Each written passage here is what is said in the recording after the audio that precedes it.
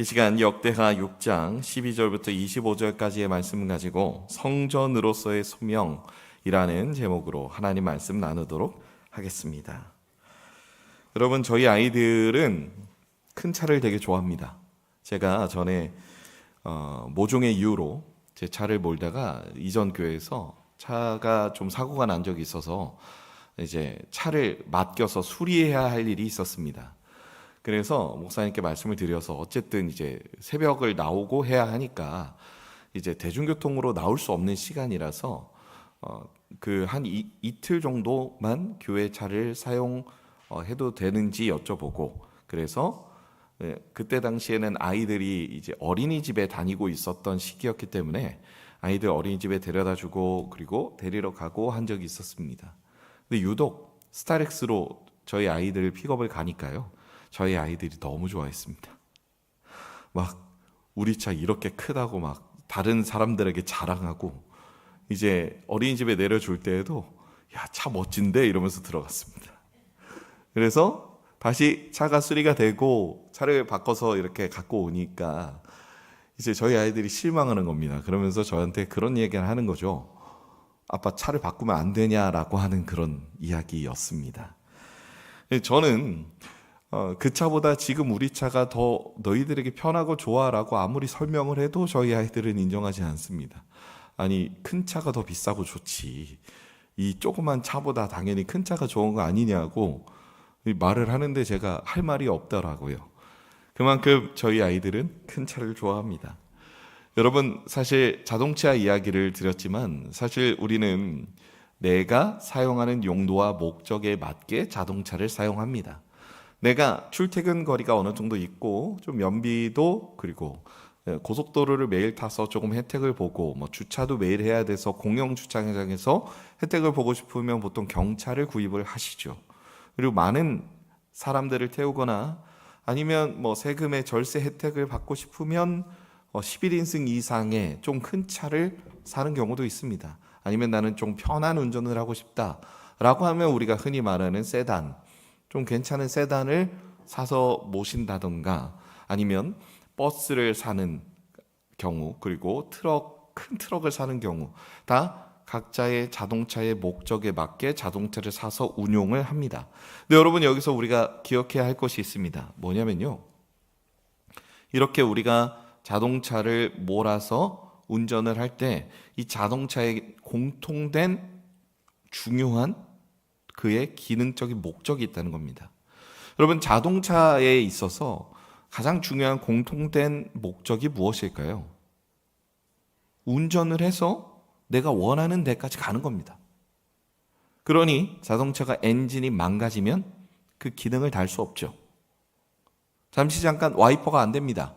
그래도 운전은 가능합니다. 큰 차의 의자 몇 개가 망가졌습니다. 그래도 운전은 가능합니다. 그런데 엔진이 망가지면 그 차는 차로서의 역할을 할 수가 없는 것이죠. 여러분, 우리가 소요리문답, 웨스트민스터 소요리문답 제1문에서 이렇게 말하는 걸 볼 수 있습니다. 사람의 제1되는 목적은 무엇입니까? 하나님을 영화롭게 하고 그를 영원토록 즐거워하는 것입니다. 여러분, 여기서 제1되는 목적이란 바로 주된 목적을 말합니다. 우리 인간이 살아가는 데 있어서 자동차의 엔진과 같이 우리에게 가장 중요한 주된 목적이 무엇인가? 우리가 이 세상을 살아가면서 잠시 잠깐 다치거나 아파서 내가 잠깐 쉴 수는 있습니다. 그리고 어떤 일에 크게 상심하여서 내가 잠깐 멈춰 있을 수는 있습니다. 그런데 사람에게 있어서 가장 주된 목적은 무엇일까요? 내가 아파서 쉬고 있을 때도, 상심하여서 내가 무너져 있을 때도 우리에게 자동차의 마치 엔진과 같이 끝까지 꺼지지 않아야 하는 우리의 마음에, 우리의 삶에 가장 주된 기능이 있습니다. 그것이 무엇일까요? 우리의 마음 깊이 하나님을 즐거워하고 그를 영화롭게 하는 것이라 소요리문답은 우리에게 말해주고 있다는 것이죠. 여러분, 오늘 우리가 살펴볼 이 성전으로서의 소명이라는 말이 저는 이러한 기능을 한다라고 생각합니다. 여러분, 제가 제목을 이렇게 잡고 네이버 사전을 찾아봤는데 소명에 대해서 네이버에서 이렇게 말합니다. 굉장히 재미있는 게 이 소명이라는 말이 아무래도 교회 용어로부터 나와서 그런지 네이버 사전에서 이렇게 말하고 있어요. 사람이 하나님의 일을 하도록 하나님의 부르심을 받는 일이라고 설명을 하고 있습니다. 다시 말해 사람이 하나님을 통해 참된 사람됨을 확인받는 가장 중요한 수단이 바로 소명이라는 것입니다. 즉 우리는 하나님으로부터 받은 소명이 온전히 작동하고 있어야 하나님을 즐거워하고 영원토록 그를 즐거워하고 영화롭게 할 수 있다는 것을 우리에게 말해주고 있다는 것이죠. 그렇다면 이 소명이 오늘의 본문 솔로몬의 성전 봉헌 기도에는 어떻게 나타나고 있을까요? 오늘 본문 12절은 성전 봉헌식을 시작하는 솔로몬 왕의 모습을 이렇게 묘사하고 있습니다. 우리 12절 말씀 다 같이 합독하겠습니다. 솔로몬이 여호와의 제단 앞에서 이스라엘의 모든 회중과 마주 서서 그의 손을 펴니라. 그리고 이어지는 13절에서도 솔로몬은 회중과 마주 본 채로 무릎을 꿇었다고 언급합니다. 여러분, 이 장면은 단순한 어떤 장면을 보여주기 위한 묘사가 아닙니다. 여기에는 성전 봉헌식이 지금 어떤 의미로 치러지고 있는지를 분명히 우리에게 말해주는 중요한 의미가 담겨 있다고 생각합니다. 솔로몬은 여호와의 제단 앞에 서서 하나님을 향해 손을 들고 기도합니다. 동시에 그는 이스라엘의 모든 회중과 마주 서 있습니다. 굉장히 의미가 있는 것이죠. 그는 하나님께 시선을 올려드리면서도 동시에 백성을 바라보고 있다는 것입니다. 마치 지금 제가 여러분들 앞에 설교자로 등단하여 여러분께 말씀을 전하고 있는 것과 비슷한 모양새입니다. 저는 하나님 앞에서 말씀을 선포함과 동시에 이 말씀이 여러분의 삶에 하나님의 말씀으로 들어가기를 위해서 기도하며 말씀을 전하고 있는 것이죠. 즉 솔로몬이 봉헌식에서 하고 있는 모양새와 비슷하다는 것입니다. 솔로몬은 하나님께 기도했지만 이 기도문들이 하나님을 향한 기도만이 아니라 백성들이 이 기도문 한마디 한마디를 통해 우리가 어떤 성전이 되어 살아갈 것이고 이 성전 앞에서 이 성전을 통해 우리가 어떤 삶을 살아가야 할 것인지를 알게 하기를 원했다는 것이죠. 그렇기 때문에 이 성전 봉헌식에서 우리가 중요하게 인식해야 하는 것, 솔로몬이 무엇을 가르치고 있는지를 우리는 보아야 하는 것입니다. 그래서 성전 봉헌식은 두 가지 성격을 지니고 있음을 우리가 보게 되는 것이죠. 첫째로 하나님께 드려지는 기도의 자리입니다. 성전은 하나님께서 임재하시는 집이며 그 앞에서 드리는 기도와 간구는 이스라엘의 생명을 지탱하는 것임을 우리는 늘 인식해야 합니다. 솔로몬은 무릎을 꿇고 두 손을 들고 여호와 하나님께 기도로 올려드리고 있습니다. 자신이 왕임에도 불구하고 담대히 백성들 앞에 무릎을 꿇었습니다. 무슨 의미일까요? 내가 어떤 신분을 가지고 있든 백성 중에 어떠한 역할을 하고 있든 적어도 하나님 앞에서는 주저없이 무릎을 꿇을 수 있어야 한다는 것입니다. 하나님 앞에 겸손한 자세로 언제나 임해야만 이 나라가 산다는 것이죠. 즉 하나님께 무릎을 꿇고 왕으로서 기도를 올려드린다. 백성의 대표로서 우리 백성 모두가 하나님께 올려드리고 있는 기도에 모두가 동참하고 있다라는 걸 지금 대표인 솔로몬이 하고 있다는 것입니다. 이것이 봉헌식의 첫 번째 성격인 것이죠. 봉헌식의 두 번째 성격은요, 백성에게 주어진 교육의 자리입니다. 봉헌식은 백성들 앞에서 거행되었습니다. 그래서 봉헌 기도는 단순한 간구일 뿐만이 아니라 하나님의 언약과 성전으로서의 소명을 백성들에게 가르칠 수 있는 자리였습니다. 그래서 기도문이 꽤나 구체적입니다. 공교롭게 제가 2주 전 이 강단 앞에 서서 또 성전 봉헌식을 여러분께 설교했죠. 제가 오늘 본문이 역대기에 또 걸리는 걸 보고 성전 봉헌식 기도가 있는 걸 보고 좋은 기회다 싶어서 여러분께 또 이렇게 말씀을 전합니다.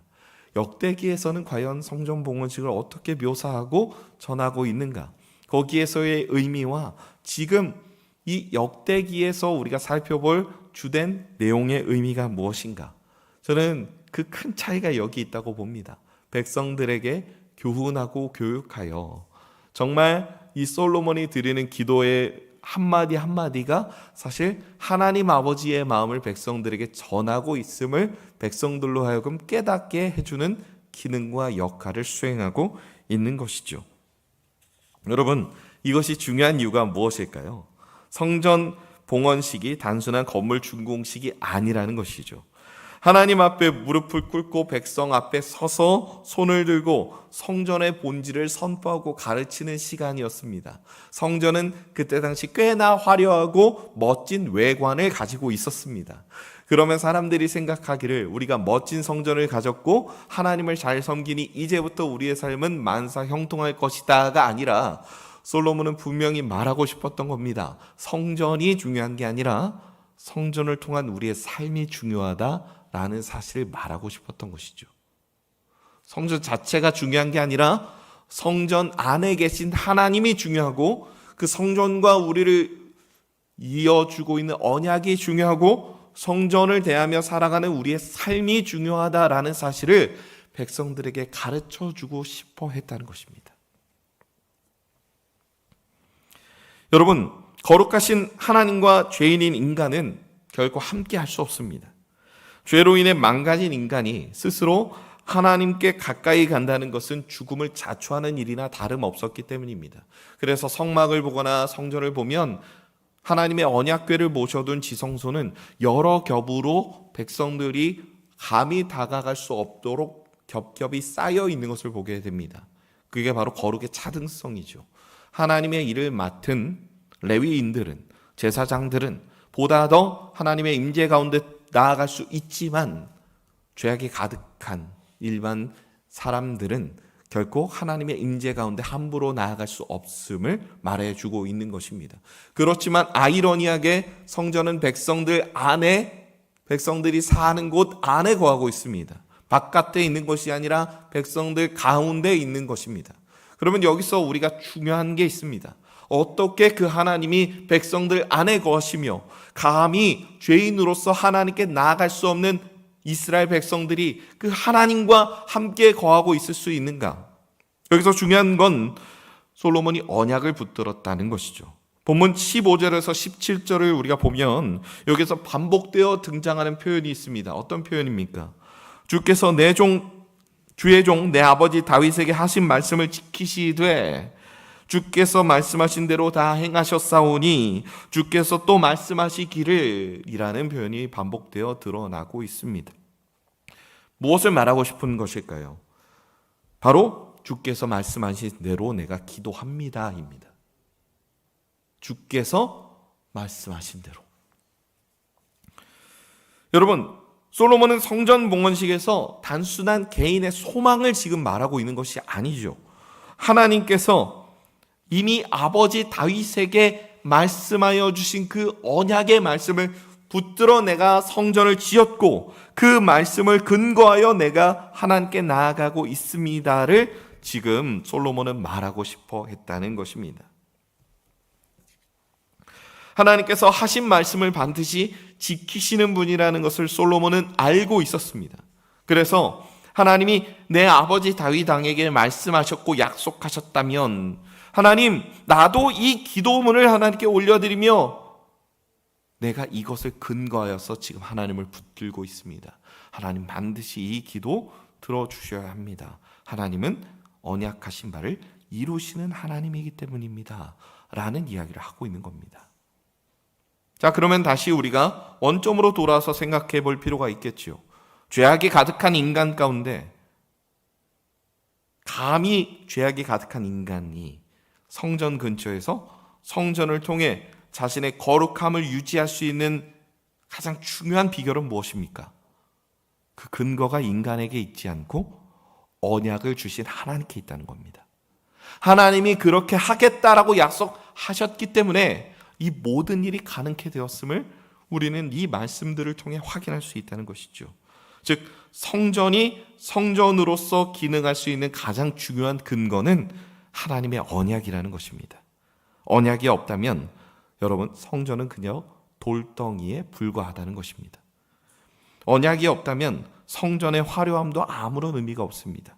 그러나 하나님께서 말씀하시고 그 말씀을 지키시는 신실하신 분이기에 성전은 은혜의 통로가 될 수 있었던 것이죠.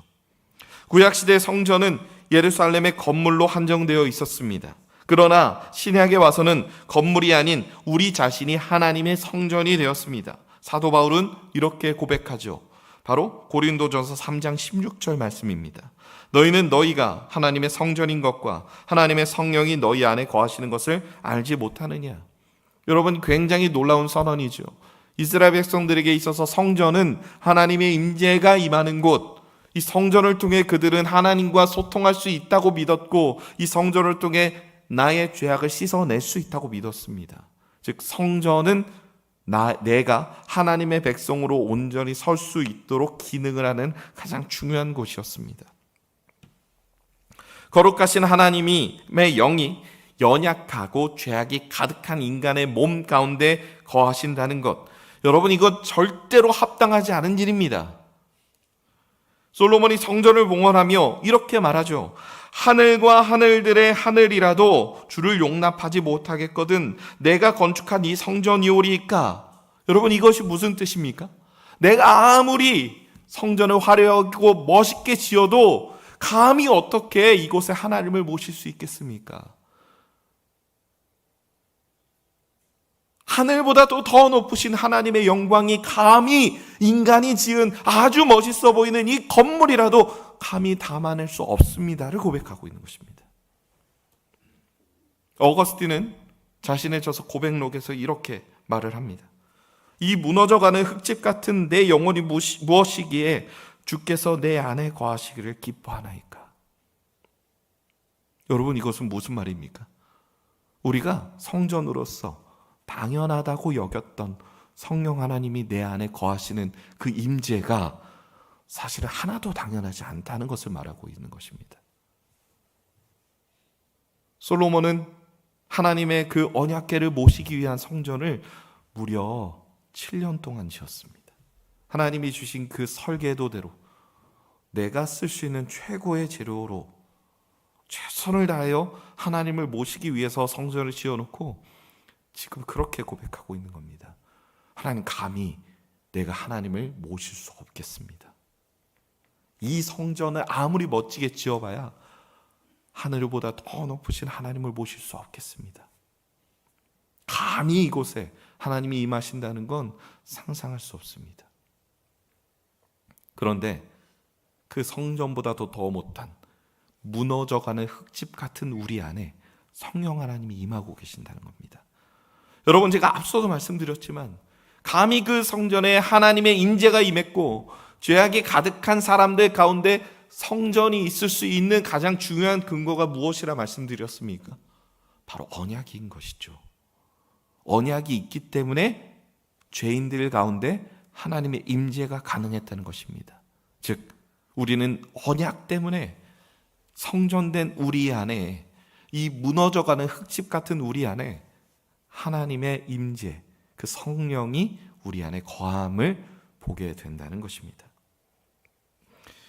여러분, 그래서 우리는 성전으로서의 삶의 소명을 받았고 성전된 자로 이 세상에서 살아갈 힘을 얻었습니다. 바로 예수 그리스도의 십자가의 언약 때문인 것이죠. 그런데 여러분, 이 삶의 명령을 부여받은, 이 소명을 부여받은 우리의 삶이 만만치 않습니다. 하나님 앞에 열심히 잘 살아보고자 노력하지만 이내 우리의 죄악의 문제 때문에 신음하고 무너지는 우리를 발견하게 됩니다. 왜 나의 마음은 언제나 하나님을 향할 수 없는가? 왜 나의 거룩은 언제나 하나님께 맞닿아 있을 수 없는가라고 하는 자괴감과 자책감이 우리의 마음 가운데 듭니다. 그러나 솔로몬은 21절 말씀 이후에 6가지의 간구를 드리며 이 모든 간구에 하나의 공통점을 두고 있습니다. 여러분, 무슨 공통점일까요? 우리가 범죄하거든 성전을 향해 기도할 때 우리를 다시 돌이켜 주소서라고 하는 간구입니다. 성전 봉헌식을 하는 솔로몬의 관점은 무엇입니까? 하나님 앞에 그가 기도하며 이 백성이 범죄할 것도 알았고 그것은 하나님도 알고 계시오니 주여, 우리가 다만 붙들 수 있는 건 언약밖에 없습니다. 제가 하나님 앞에 간구하오니 주여, 이 언약을 붙드는 모든 백성들로 하여금 다시 하나님께 나아갈 수 있도록 그들을 붙들어 주옵소서. 그들이 자신의 죄악을 깨닫고 간구하며 하나님께 회개하거든 하나님 그 기도 들어 주옵소서가 지금 솔로몬이 하고 있는 기도의 마지막 핵심이라는 것입니다. 여러분, 이것이 왜 중요합니까? 솔로몬은 백성이 범죄했을 때, 전쟁에서 패배했을 때, 가뭄과 기근을 만났을 때, 심지어 이방 땅의 포로로 잡혀갔을 때라도 성전을 향해 기도하면 하나님이 응답해 주실 것을 알고 있었다는 얘기입니다.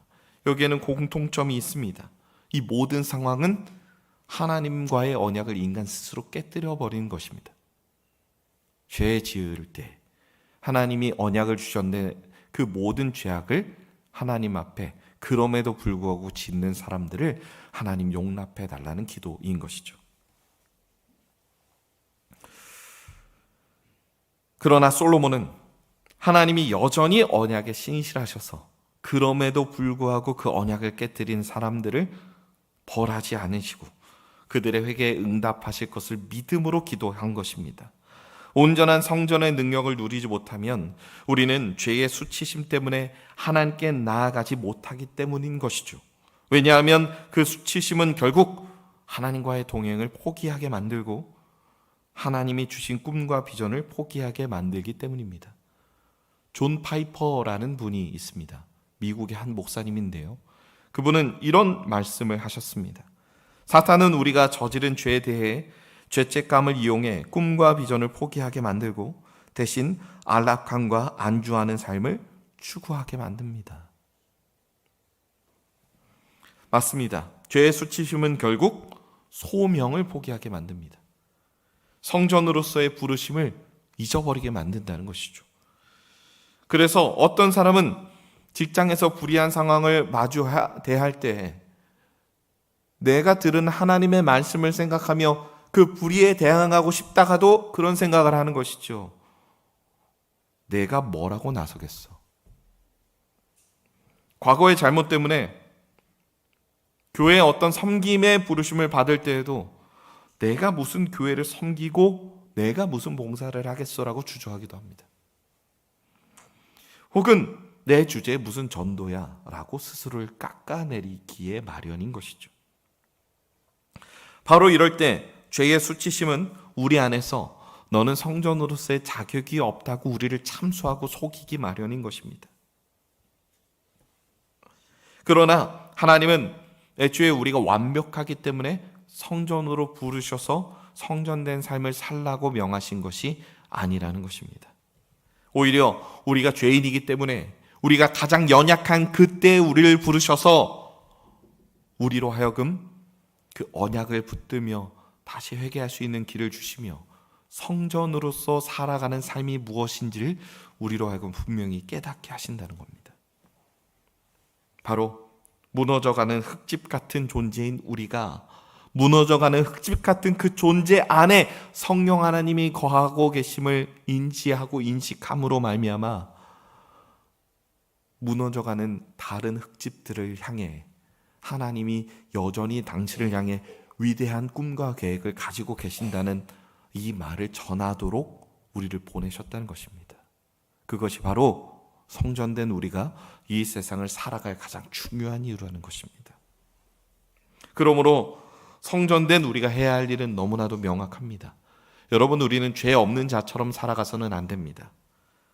죄 없는 자처럼 살아가는 것이 성전으로 살아가는 우리의 주된 소명이 아니라는 것입니다. 죄인임을 인정하며 날마다 회개하며 성령 하나님의 도우심을 따라 다시 언약을 붙드시는 것입니다. 우리가 죄인일 때 우리를 위하여 자기 목숨을 내어주신 예수 그리스도의 그 사랑이 얼마나 큰지, 그리고 이 세상에 그 사랑을 필요로 하는 자들이 얼마나 많은지, 무너져가는 흙집 같은 그곳에서 이 세상에서의 평안과 안주함을 누리며 그것이 전부인 줄 알고 속아 살아가는 사람들을 향해 하나님이 당신을 향해서도 위대하고 정말 원대한 하나님의 꿈과 계획이 있노라고 우리는 비로소 전할 수 있어야 된다는 것입니다. 성도 여러분, 우리는 여전히 무너져가는 흙집과 같은 존재입니다. 연약하고 쉽게 무너지고 죄의 수치심 앞에 설 때마다 하나님께 나아가기를 주저하는 그런 존재인 것이죠. 그런데도 하나님은 우리를 성전 삼으시고 우리에게 마땅한 성전으로서의 소명을 주심으로 성령 하나님의 거하심을 허락하셨습니다. 왜일까요? 우리의 어떠함 때문이 아닌 것입니다. 오직 언약 때문입니다. 오직 예수 그리스도의 십자가의 언약 때문에 우리 안에 성령 하나님이 거하고 계시는 것입니다. 그러므로 성전된 우리의 소명은 분명합니다. 하나님의 영광을 드러내고 그리고 그분 안에서 즐거워하는 것입니다. 여러분, 우리는 이 세상을 살아가며 내가 교회를 다니며 우리는 참 어렵고 많은 일들을 하려고 합니다. 그런데 성경은 우리에게 단순히 이것을 말하고 있습니다. 우리의 인생에 가장 큰 즐거움이 하나님임을 인정하고 그분께 영광을 돌리며 살아가라는 것입니다. 성도 여러분, 하나님이 진정으로 여러분과 저의 전부가 되었기를 원합니다. 성전으로 부르심을 받은 우리가 감히 하나님을 모시고 살아가는 우리 안에 내가 하나님을 만날 때, 하나님께 예배할 때 사실은 우리가 가장 행복한 존재라는 것을, 그래서 세상으로 하여금 교회가 아직 소망이 있다는 것을 우리를 통해 보여주기를 원합니다. 제가 지난주에 칼세미나 그러니까 제자훈련 지도자 세미나를 갔다 왔습니다. 그곳에서 만난 많은 목사님들의 풍경은 이 칼세미나를 통해 제자를 잘 만들어 보겠다는 의지도 있었지만 이제 자신의 그 소명으로 나아가는 길에 있어서 굉장히 많이 힘들고 지쳐 있는 그런 분들이 너무나도 많았습니다. 소명을 따라 살아가는데 그 소명을 따라 나가는 길에 온전히 하나님을 인해 기뻐할 수 있는 힘도, 영광을 올려드릴 수 있는 힘도 없었습니다. 너무나도 안타까웠죠. 지금 한국교회가 처해 있는 현실이 아닐까 싶습니다. 사람이 계속 줄어드니 어떻게든 그 사람을 계속 늘려야겠고, 그래서 무엇이라도 하려다 보니 계속해서 지치게 되는 상황입니다. 옆 사람이 내 마음, 내 뜻대로 움직여주지 않으니 우리가 더 많이 사람 늘리고 더 많이 활발하게 뭔가를 해야 한다는 그 압박감과 그 괴로움과 고통으로 말미암아 교회의 교회됨을 온전히 누리지 못하고 있는 분들을 너무나도 많이 만나게 되었습니다. 그렇다면 우리에게 중요한 것은 무엇일까요? 성전으로서 하나님이 우리에게 주신 가장 주된 목적은 무엇인가? 자동차의 의자 하나 망가졌다고 자동차에서의 기능이 상실되는 거 아니죠. 여러분, 자동차 안이 더러워지고 오물이 있다고 해서 자동차에서의 기능이 망가지는 거 아닙니다. 그거 세차하면 됩니다. 근데 엔진이 망가지면 자동차로서의 기능이 완전히 상실되게 됩니다. 더 이상 앞으로 나아갈 수가 없습니다. 우리로 하여금 앞으로 나아가게 만드는 가장 중요한 것, 하나님이 우리에게 언약을 주셨고 사실 죄인인 우리를 부르셔서 그 안에 성령 하나님 거하게 하셨다는 것, 무너져가는 흙집 같은 내가 하나님으로부터 받은 그 언약 때문에 아직도 소망이 있다는 그 온전한 믿음을 가지고 하나님 안에서 영원한 즐거움과 기쁨, 그리고 그로 말미암아 내가 하나님을 즐거워한다는 그 삶의 흔적들로 하나님께 영광 올려드리며 살아가는 것, 이것이 이곳 서울 남부교회에서 함께 신앙생활 하시는 우리 모든 성도님들의 공통된 소망이 되기를 축복합니다.